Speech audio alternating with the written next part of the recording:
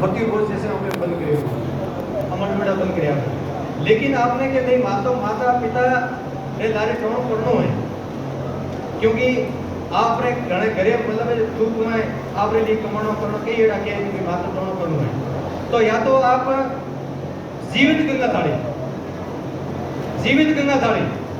तो गई देखे तो जाए ने પછી તો તારી શોભા નહીં કરો કે मैं करूं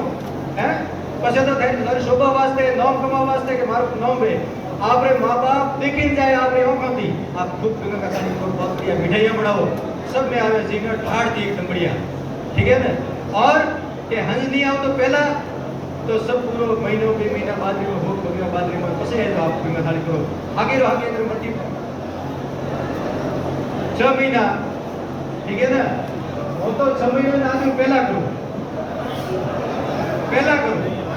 हाँ पहला करो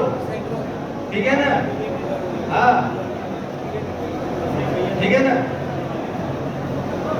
जी हाँ तो जीवित गंगा थाली रखो और पसे सिस्टम सब बंद करो आप मेहरबानी करो ठीक है ना और जो भी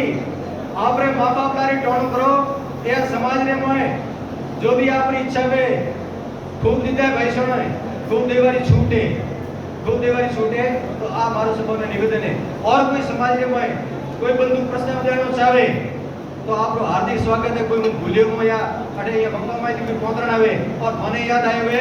तो माइक खुल्लो पड़े हुए आप लखावे को